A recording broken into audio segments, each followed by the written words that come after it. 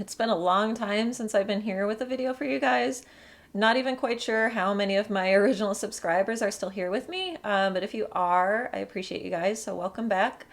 And also, if you are not subscribed to my channel, go ahead and take a quick second to subscribe below. It's completely free. It kind of helps me grow on the platform a little bit, will help my videos to get out there more, supporting this cause. So if you could take a quick second to subscribe, I would appreciate it very much. Also, you might have noticed things look a little bit different here with the way that I'm filming. I kind of switched up my filming style. When I look back on my previous videos that I had recorded, yeah, they're just very, very cringy. Like the way that I used to do my videos, I would do all my research, I would type out my script, and then I would put everything into a teleprompter. And I just sound very like robotic and unnatural reading from a teleprompter. I would much rather my videos to be a little bit more kind of like natural and conversational when I cover these cases. So it looks a lot more generic because it is. This is probably like the most generic setup you'll ever see on YouTube. But it works for now. I think I could get a lot more videos done this way. It's a lot less time consuming. I think it's better for the case because the people that I'm covering in my cases will be more highlighted on the screen and, you know, not just like my face. And that's a lot more important as well. Let me know what you guys think in the comments below. If you like this filming style better, if you prefer the old way. But I just don't know if I could go back to the old way. So we'll see. Just let me know. So with that all being said, we'll go ahead and get into today's case. Today's case is that of Missy Bevers. If you're unfamiliar with her case, it's an unsolved murder. This took place back in 2016 in Midlothian, Texas. And it's a pretty well covered case, but the reason that I felt compelled to cover it is because it's just a very visual case. Kind of reminds me of Delphi as far as the video evidence that was released of the suspect. I just think it's important to get as many eyes on that video as possible. So let's learn a little bit more about Missy. So a little bit about Missy. Her actual first name was Terry, but she went by the name Missy. She lived just outside Dallas, Texas, and she was 45 years old when she was killed in 2016. Super, super sad. She was a wife, a mother to 3 daughters. I mean, it's just devastating. She taught boot camp style fitness classes for a company called Camp Gladiator, and her friends described her as awesome, sweet, and humble. So she did have a bit of a social media presence. She often made posts related to her training with Camp Gladiator, as well as posts related to health and fitness, family in general, which makes total sense. With a job like that, you kind of have to, I think, you know, make those connections with people. Social media is a great tool to do so. And, you know, it was a way for her, I'm sure, to get more people involved in her classes, get her schedules out there, you know, that kind of thing. And this was just a post that Camp Gladiator Midlothian made back in 2016. And it's kind of haunting, you know, looking back on it, because this was the schedule that included her 5 a.m. class at the Creekside Church. And this is where the murder actually took place. It was at the Creekside Church just before one of her fitness classes had started. So let's go ahead and dive a little bit deeper into what actually happened. So I'll just read a little bit of this article to you guys. This is from Fox 4 News, and this is published 5 years after her killing. But let's see what information we are given in this article. So it says 5 years later, the police are still actively investigating Missy's murder.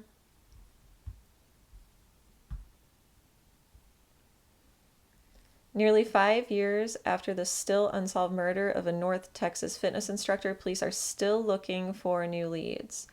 Missy Bevers was killed in the early morning hours of April 18th, 2016, at a church in Midlothian, southwest of Dallas. She was setting up to lead a fitness class at the time. Security cameras happened to capture a person walking around dressed in what looked like police gear wandering the halls of the church. That person, the suspected killer, has never been identified. There's also video surveillance that was released of a parking lot not far from where the church is located. And a car is seen in that video kind of like driving around the parking lot looking a little bit shady. I'll show you guys that video in a couple minutes here, but the car in that video is described as a 2010 to 2012 Nissan Altima or an Infiniti G37 or a vehicle similar to those. Let's see what they say here. Sometimes it seems like we are being silent. That silence cannot be mistaken for lack of activity. The police chief did say, since then, there's been a rampant and wild speculation in the community, especially online, about who targeted her and why. Police have fielded some 3,000 tips from around the world, but still no arrest has been made. So this article here is from NBC5. It has a little bit more detail about what happened that morning and how she was killed. Let's see what they have to say here. So Midlothian police released surveillance video showing a person of interest in the Missy Bevers case walking through a church shortly before the married mother of three was killed on April 18th. The warrant describes the person as wearing a black helmet, black balaclava, I don't know if I pronounced that right, dark pants, dark long sleeve shirt, black gloves, and a black vest with police in white lettering on the front and back. It kind of had like a SWAT, type vibe to it, this costume that he was in. So Bevers was attacked after arriving just after 4 a.m. to teach her early morning Camp Gladiator workout class. Police released a few frames from the video noting the person's distinctive gait and mannerisms, hoping it would help identify the unknown person. So kind of keep this statement in mind. They released this video noting the person's distinctive gait and mannerisms, hoping it would help to identify the unknown person. And I'll kind of get into that in a little bit here on another article. Midlothian police relieved a longer clip showing the person walking through different parts of the church and swinging what appears to be a large hammer. Police indicated it was found near her body along with other tools from the church. It's a very, very brutal murder that took place this day. I think, she died from multiple puncture wounds. But I mean, for someone to... Oh, here it says. Police said in a previous search warrant that Bevers had a head wound, but offer no other details about her death. So, I mean, she was basically, like, bludgeoned to death, essentially, or beaten with this hammer from the information we're getting. Bevers is believed to have been in the church only moments before she ran into the person in black. Her students later found her unresponsive inside the church. She was later declared dead by the Justice of the Peace. Police said in a previous search warrant that Bevers had a head wound, but offered no other details about her death. So, yeah, this is quite brutal, and the attack almost seems very personal. Considering the suspect is walking around with, these tools, and when she's found, they just so happen to find this hammer next to her body, and now they're saying that she had died of a head wound. So, I mean, this just seems like a very targeted, personal attack. It's just incredibly brutal. So this article here is from CBS News, and it's just going to go into the timeline a little bit more from that morning. The video, which is more than 2 minutes long, shows an unknown person wearing what appears to be police body armor while wandering the Creekside Church in Midlothian, Texas. The suspect can be seen appearing to meander from door to door in the moments before Terry Missy Bevers arrived. We really believe that someone knows who the person is, Midlothian Assistant Chief of Police Kevin Johnson said at a press conference on Friday afternoon. Johnson said the suspect was first seen on surveillance after breaking into the church at around 3:50 a.m. Bevers, a mother of three, entered the building at 4:20 a.m. to prepare for the 5 a.m. class. So this guy was walking around in the church for about a half hour before Missy arrived. Bevers died from a head wound, according to a search warrant for her pickup truck released Thursday. So then a participant in her fitness class arrived at the church about 4:35. It's not clear how soon after that arrival Bevers was found, but 2 911 calls were received by police at 5 a.m. Just 15 minutes after Missy arrived. She entered at 4:20 a.m. So just 15 minutes after she arrived, it's like the first participant in her fitness class showed up. So, I mean, that's not a whole lot of time. It's not clear how soon after that arrival Bevers was found, but 2 911 calls were received by police at 5 a.m. So we just read that. Police have a list of persons of interest, but no suspects, Johnson said. Police have received hundreds of tips, some of which were actionable, according to Johnson. However, he noted that police tip lines have also received an influx of speculation about uninformed opinions about the suspect's gait. And that's kind of the point I was making earlier in that other article. It seems like that, they released this footage hoping that somebody would recognize the gait. But now in this article, they're saying that they received this influx of tips of speculation of uninformed opinions about the suspect's gait. So I just don't know how much I agree with that statement that they received an influx of speculation about uninformed opinions about the suspect's gait. And I think what they are referring to in that statement is the gait comparison that was released online of Missy's father-in-law.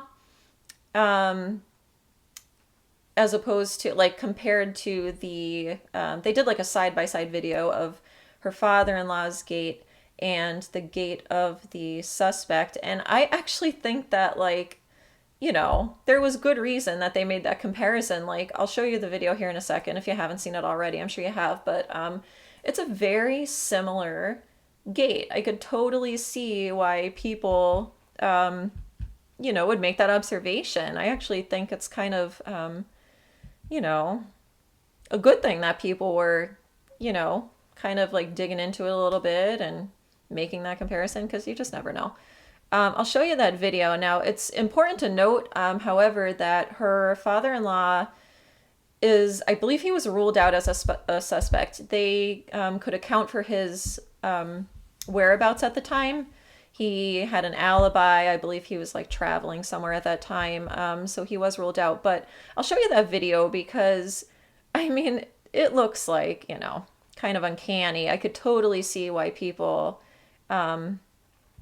made this speculation. Let me hop over there. Actually, before I get into the gait comparison video, I'm just going to run the actual surveillance video from inside the church that was released by police. I'll play this here for you first.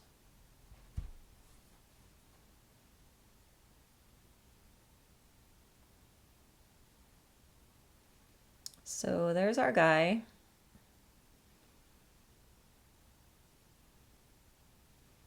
It seems like he's just kind of nonchalantly, walking around this church.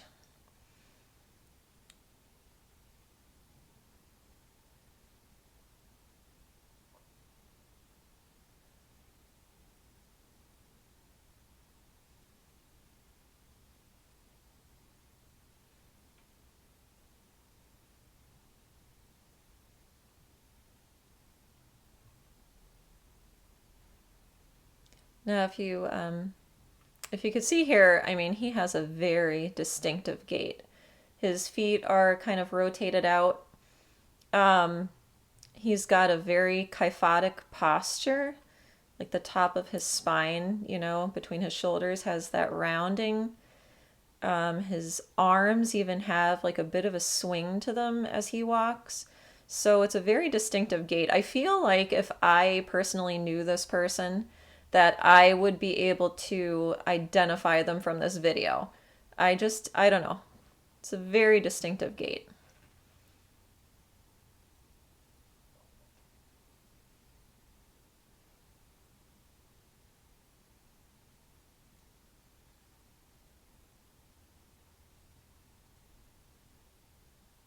And I mean, it's just so nonchalant. Like he's, just like moseying around this church. It doesn't seem like he's in any hurry to, you know, break into some specific area and like, grab valuables or anything like that. It's almost like he's just walking around like wasting time and waiting. I mean, that's why it kind of seems a little bit pre-planned, in my opinion. I could be totally wrong, but in my opinion.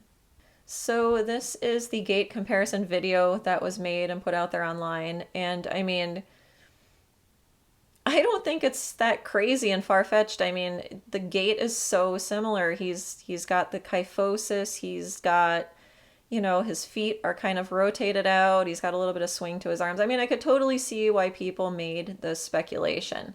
But yeah, like I said, police have cleared him, I believe, as a suspect because they know of his whereabouts at the time the murder took place. But I just wanted to kind of show that to you guys because that's been out there and, I just didn't agree with that statement from that article that it was uninformed. I don't understand how something that you see with your eyes, that you're observing, could be defined as uninformed. So, anyways. Of a suspicious car on the morning a mother and fitness trainer was murdered inside a Midlothian church. Could it provide the answer? It has become really a national murder mystery. Hi, good evening, everybody. I'm Steve Egan, first on Fox 1 News at 5:30 tonight. Police would like to talk to the driver of that car about the murder of Missy Bevers. She was beaten to death last April at the church as she got ready to teach a workout class inside. Police released images of the car they wanted to know more about, but now this surveillance video has surfaced. Fox 4's Natalie Solis at Midlothian Police Headquarters with the story. Natalie. Well, Steve, Missy Bevers was murdered nearly 9 months ago, and now what people are talking about is that surveillance video from a nearby gun store, and it shows a vehicle clearly out of place. This is the surveillance video from SWFA Outdoors near Creekside Church of Christ in Midlothian from April 18th. A couple of hours before Missy Bevers' murder. A silver Nissan Altima slowly circling the parking lot. At one point, the driver cuts off the lights and turns them back on. The vehicle caught in multiple angles by the store's cameras.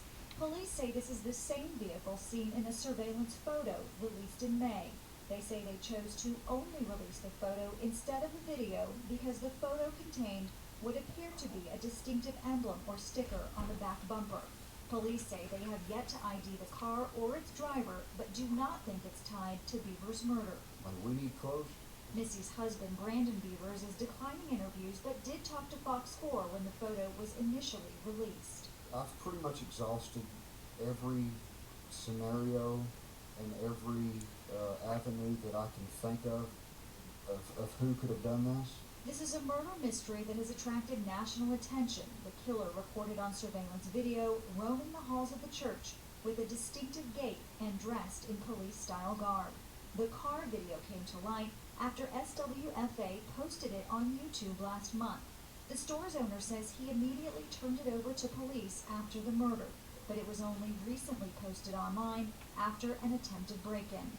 Creekside Church of Christ in clear view from the gun store windows. In a strange way, I'm thankful for the attention that this is receiving. But it goes back to the fact that this happened in a house of God, and that's pretty disturbing. Well, Midlothian police say that they would still like to talk to the person who was driving that car, if only to officially cross them off the list. Now, they also tell me that they did have a new person of interest as recent as last month, but that person has since been cleared. Steve? All right, that is released. So yeah, that video that I just played for you guys, that was the surveillance video from the parking lot of that gun shop or sporting store, whatever, that's down a little bit from the church, like just down the road a little bit. And from what I read, you could actually see the church from where that vehicle was parked in that parking lot. So, you know, was it the suspect, you know, chilling in the parking lot, just watching the church, waiting to see if there was anybody coming or going from the church? I don't know. But it's just, you know, kind of shady that that was going on the same morning that this happened to Missy. So another point I just wanted to make quick now, like by me saying that, I could totally see why people made that observation of you know, the gait compared to Missy's father-in-law. I'm not saying that, oh, I still think that he could be the suspect in this case, because obviously police have ruled him out, and you know, they have their reasons for doing so. They have an alibi. They know of his location at the time. So, you know, I don't think it's something that like should continue to be out there like, oh, well, he could still be the suspect or whatever. I just played that because I think that it's good when people in the community or people anywhere could, you know, look into these things and make these observations. And, you know, sometimes that's where tips and leads come from. So I don't think that, you know, it's something that should, like, you know, still be out there all blown up like, oh, he could be the killer or whatever.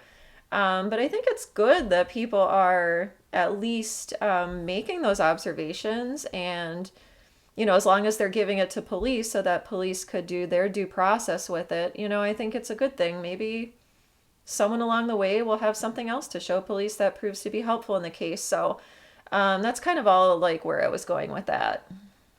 So that's pretty much it in a nutshell. I don't want to go like too far into like the personal side of this and, you know, speculation that's out there as far as like Missy's marriage and stuff like that. I kind of just want to like stick with the facts and stick with what's being covered in the news surrounding this case. I'd love to know what you guys think in the comments below.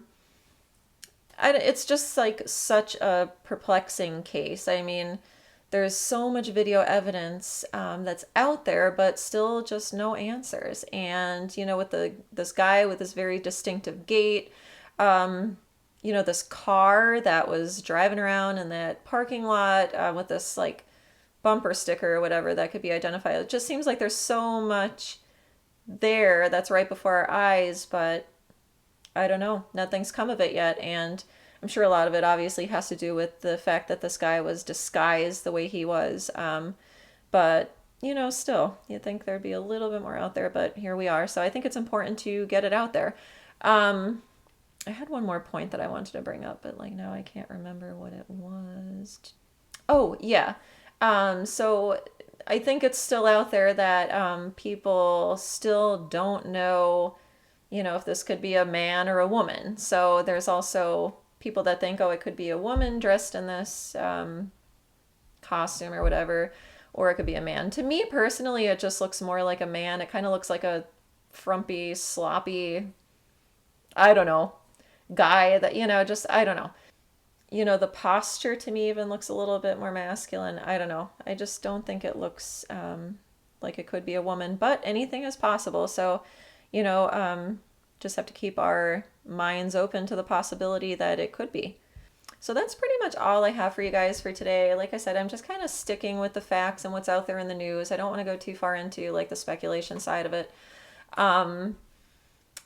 And thank you for watching the video. If you enjoyed the video, if you like this way of filming, go ahead and give it a thumbs up. If you don't like it, I don't know, just give it a thumbs down. But I appreciate you guys being here. I appreciate you covering this story with me. I will be back with more stories. This way of filming makes it so much easier for me to, you know, get more stories out there for you. So let me know.